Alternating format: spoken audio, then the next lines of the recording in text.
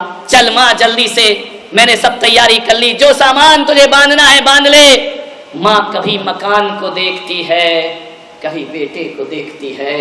अरे बेटा जब छोड़कर चला गया था, इसी मकान ने उस माँ को पनाह दी थी। इस मकान की चार दीवारों ने जिसे जीवन दिया था, वह देख रही है मकान को, जिसकी एक एक ईंट को मैंने ऐसे संभाला है जैसे अबोध बच्चे को कोई माँ संभाला करती है। बेटा गया प्रॉपर्टी डीलर के पास और माँ यहाँ मकान की दीवार पर हाथ फेरती है। मेरे पति की अंतिम निशानी विधवा सावित्री जब उस मकान के बिकने की बात सुनती है, ऐसा लगता है जैसे कोई सीने से कलेजा निकाल रहा हो। लेकिन उसने सोचा कि जब बेटे के साथ जाना ही है, सच तो कह रहा है, एक ही तो मेरा बेटा है, और जब मैं वहां रहूंगी इस मकान की देखभाल कौन करेगा।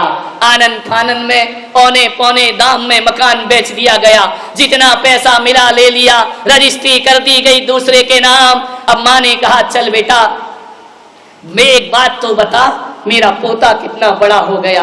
माँ 4 साल का हो गया है, बहुत याद करता है, कहता है मुझे दादी से मिलाओ, मेरी दादी कैसी है। माँ की ममता उमड़ पड़ी, बच्चों से ज्यादा प्रेम माँ का अपने पोते पर हुआ करता है। बेटा ऐसा लग रहा है कि पंख लगा के मैं उड़ जाऊं। माँ पंख लगा के ही चलना है। बोले क्या मतलब? बोले हवाई जहाज हमारा इंतजार कर रहा है, चलो। बेटे ने बिठाया उसे कार में, एयरपोर्ट की ओर ले गया। एयरपोर्ट में जैसे ही पहुंचा, वहां बोला माँ तू इस चेयर पर बैठ, मैं जब तक बोर्डिंग के सब जांच करा लेता हूं, जाकर के वीजा वगैरह सब कंफर्म कर लेता हूं, तू इंतजार कर यहाँ बैठ। सुबह 9 बजे बेटा अंदर गया, 9 बजे से 10 बज गए, 11 बज गए, 12 बज गए, दोपहर को 3 बज गए। माँ इंतजार कर रही है। बगली क्या जाने अनपढ़, उसे क्या मालूम कि भीतर कैसी जांच चला करती है। वह उठ करके चेयर से एयरपोर्ट में जब अंदर जाने लगी, लोगों ने रोक दिया, तुम अंदर नहीं जा सकती हो। माँ ने कहा मैं क्यों नहीं जा सकती हूँ, मुझे अमेरिका जाना है, मेरा बेटा मुझे लेने आया है। अंदर देखो, मेरे बेटा पूरी जानकारियां ले रहा होगा, मेरा वीजा कंफर्म करा रहा होगा, पता करो। अंदर से आवाज आई, भीतर कोई पैसेंजर नहीं है। माँ ने कहा ऐसा नहीं हो सकता, मेरा बेटा मुझे यहाँ बिठा करके गया है, पता करो जरा। देखा लिस्ट में रवि नाम का कोई लड़का, बोले रवि नाम का लड़का है और वह 10 बजे फ्लाइट से अमेरिका जा चुका है। और उस माँ को इंतजार करते हुए वहीं छोड़ गया, ले गया वह दौलत जो मकान उसने बेचा था। माँ की रूह कांप गई कि इस कलयुग में कोई बेटा ऐसा भी हो सकता है। अरे दुनिया को धोखा देने वाला क्या अपने माँ बाप को भी धोखा दे सकता है। कहते हैं मकान बेच करके पूरा पैसा ले गया, जो जेवर उस बूढ़ी विधवा माँ ने एकत्रित किया था उसे भी लेकर के हवाई जहाज में उड़ गई वो औलाद। माँ की आंखों से गर्म गर्म आंसू गिरे, गालों को छूते हुए शब्द मौन हो गए, ठिठकी सी रह गई वह माँ। ऐसा भी कोई लुटेरा इस धरती पर होता है? अरे जिसके लिए सब कुछ दे दिया, वही औलाद बुढ़ापे में उसे छोड़ करके अब जाने के लिए पैसा भी नहीं है घर वापिस।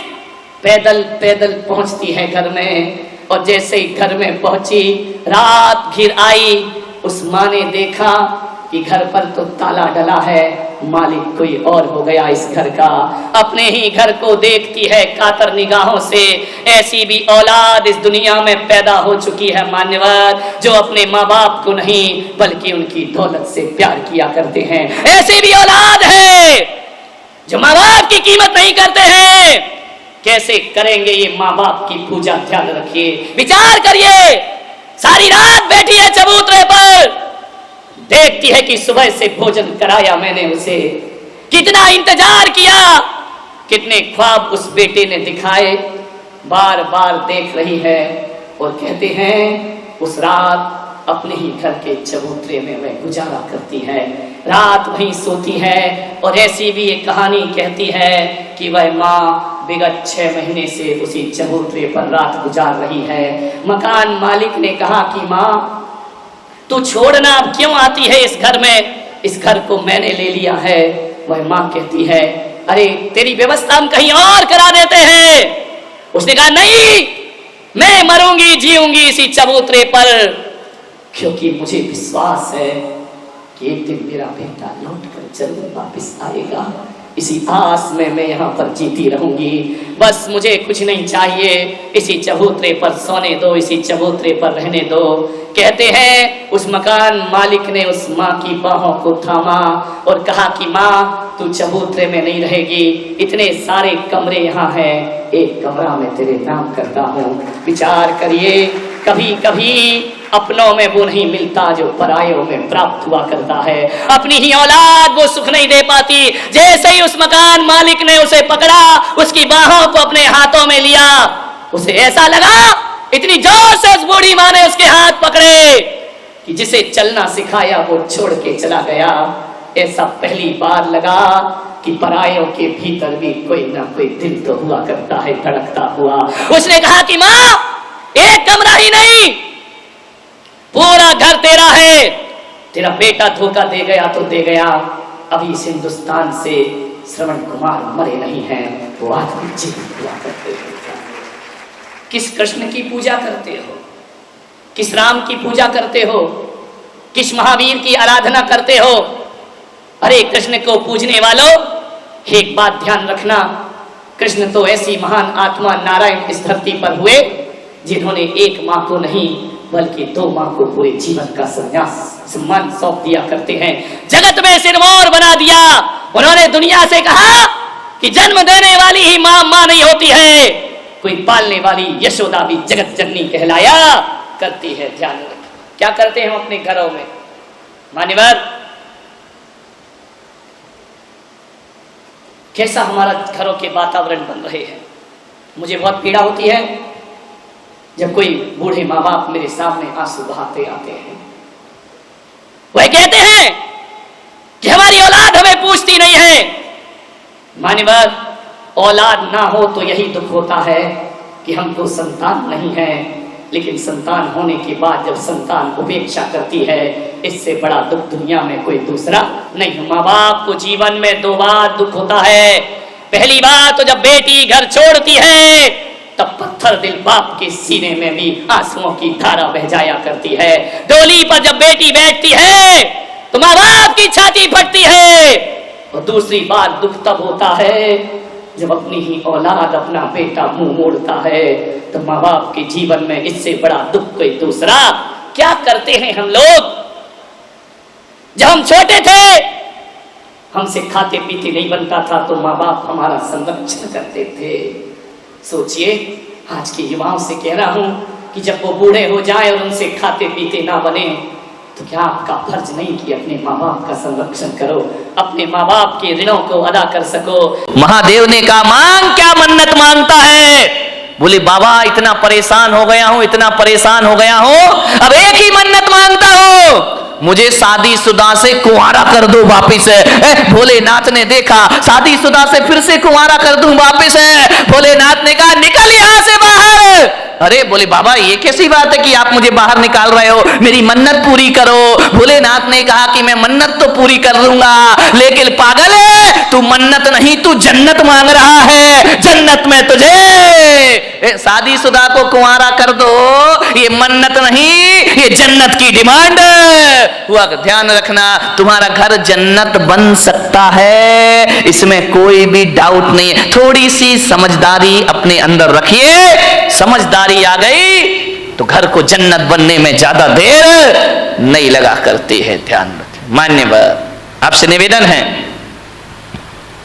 बड़ा परिवार था, सुखी था, आज छोटा परिवार है, दुखी है, एक ही बेटा है। अब बोलो भाई साहब प्रवचन में क्यों नहीं आते? क्या करे महाराज, दुकान जाना पड़ता है, दुकान खोलना पड़ता है, बेटे को बेटा पूना में पड़ता है। अब बताओ, अब आपका एक ही लड़का, मुझे तो अपना भविष्य खतरे में दिखाई देता, तुम्हारा दिखाई दे या नहीं दे, आपका एक ही बेटा है। मैं बच्चे को ये नहीं कह सकता तू संन्यास ले ले, बच्चे को मैं ये नहीं कहता तू दीक्षा ले ले। अब किसे संन्यास देंगे?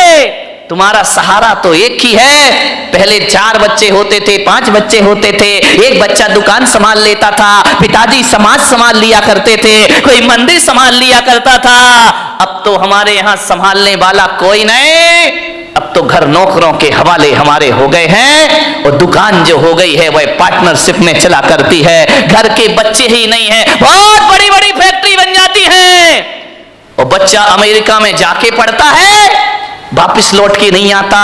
बाप बेचारा यहां रोता है, इस करोड़ों की फैक्ट्री का उत्तराधिकारी कौन हो। समस्याएं बहुत ज्यादा हो गई हैं एकल परिवार से। संयुक्त परिवार सुखी परिवार, ध्यान रखिए। मान्यवर, क्रोध ज्यादा बट गया, कलह ज्यादा हो गई। अब लड़ने की तो आदमी की आदत है। अब घर में यदि कोई मेंबर ही नहीं है, एक ही बचा है, तो झगड़ा तो फिर उसी से होगा, ध्यान रखिए। मान्यवर, कलह बढ़ गई हमारे घरों में। ऐसे बात करते हैं किसी से जैसे उस पर कोई एहसान कर रहे हो, जवाब नहीं दिए जाते हैं। हालात ये हो गए हैं कि पति बेचारा थका हारा घर पहुंचता है, आवाज लगाता है कि सुनती है, एक गिलास पानी लाके दे दे, प्यास लगी है बहुत। अब पत्नी क्या बोलती है, देख नहीं रहे, मैं सीरियल देख रही हूं, टीवी देख रही हूं, ऐसा करो जाके चुपचाप पानी पी लो, और हो सके तो एक गिलास मेरे लिए भी ले आए। हालात बहुत खराब है घरों के, स्थितियां भी। तुम तो पी लो, और हो सके तो एक गिलास मेरे लिए भी पानी लेकर आ जाए। यही चल रहा है ना घर में। शर्माओ मत, देखो सही बताओ जो कुछ चल रहा है। मैं कोई प्रवचन कोई आकाश से उतर के तो आते नहीं है। एक महिला ने पूछा, महाराज एक बात बताओ, तुम्हारी शादी हुई? मैंने कहा मेरी तो शादी नहीं हुई है। बोले आपका परिवार था? मैंने कहा मेरा तो कुछ भी नहीं है। बोले कब दीक्षा ले ली? मैंने कहा बहुत छोटी सी उम्र में दीक्षा ले ली। तो बोले आप एक बात बताओ, तुमने शादी करी नहीं, तुम्हारे बच्चे हैं नहीं, तुम्हारे बीवी है नहीं है, फिर एक बात बताओ महाराज, ये तुम्हें घर की बातें कहां से पता चलती हैं? ये घर गृहस्थी की बातें कहां से जान लेते हो? अरे मैंने कहा मैं कहां जानता हूं। तो बोले आप इतनी बातें बोलते हो, इतना उदाहरण घर गृहस्थी के देते हो, ये बताओ महाराज तुमने ये सीखा कहां से? मैंने कहा मैंने कुछ नहीं सीखा देवी, तुम्हारे पति आते हैं मेरे सामने, रोते हैं, चले जाते हैं, अपनी घर की बातें तुम ही बता जाती हो, तुम अपनी बातें बताती हो, मेरा प्रवचन तैयार हो जाया करता है। और कहां से प्रवचन लाऊंगा? प्रवचन तो तुम्हारे बीच से बनेंगे, मैं कहां से लेकर आऊंगा? तुम ही आते हो महाराज, ये परेशानी, ये दिक्कत, वो दिक्कत है, बस मैं पॉइंट नोट करते जाता हूं, मेरी डायरी में प्रवचन तैयार हो जाया करता है। और प्रवचन आएगा कहां से? समाज की बातें समाज के बीच रखना पड़ती हैं। आपको उसी भाषा में समझाया जा सकता है, आपको शास्त्रों की भाषा में समझ में आने वाला नहीं है। उदाहरण भी वही दिए जाते हैं जिसमें आप सुबह शाम जिया करते हैं। ध्यान रखना, ये दिल की बातें दिल तक पहुंच जाया करती हैं, वरना ज्ञान की बातें एक कान से सुनो और दूसरे कान से निकल जाती हैं। ध्यान रखिए, बड़े परेशान हैं लोग, बहुत हैरान हैं लोग, क्रोध से परेशान हैं। अब क्रोध तो भाई आ ही जाता है, करोगे क्या करोगे? लाख कोशिश करो, क्रोध तो आ ही जा। जहां 4 बर्तन होते हैं वहां खटपट तो बोलो होगी, आगे भी। तो मेरा गला क्यों फड़वा रहे मेरे भाई? ध्यान रखिए। अरे 4 बर्तन है वहां खटपट तो, अरे लड़ाई कहां नहीं होती है? ये मत सोचो कि केवल तुम्हारे घर में लड़ाई होती है। लड़ाई तो महापुरुषों के घर में भी हुआ करती है, बड़े बड़े ज्ञानियों के घर में झगड़ा हुआ करते हैं। अब आप भी बताइए, जिन्हें दुनिया महापुरुष बोलती है, आदर्श पुरुष माना करती है, लड़ाइयां तो उनके घरों में भी हुआ करती हैं। अब ये महाभारत बताओ, कोई गरीब घरों की लड़ाई तो थी नहीं, ये महापुरुषों के घरों की लड़ाई थी। महाभारत 2 भाई भाई लड़ रहे हैं, वो भी तो एक झगड़ा ही था ना। कौरव और पांडव ये महापुरुष गिने जाते हैं, इनके घरों में भी झगड़ा हुआ करता था। रामायण में सिंहासन को लेकर के झगड़ा हो गया, राम के घर में भी झगड़े होते हैं, दुर्योधन के घर में झगड़े हुआ करते हैं, युधिष्ठिर के घर में झगड़े हुआ करते हैं। झगड़ा कहां नहीं होता मेरे भाई? भरत बाहुबली का ये झगड़ा नहीं तो क्या था? ये भी तो एक झगड़ा था। ये मोक्षगामी लोग, ये सम्यक दृष्टि लोग यहां इनके घरों में भी झगड़े होते थे और बड़े आदमियों के घरों में भी झगड़े होते हैं।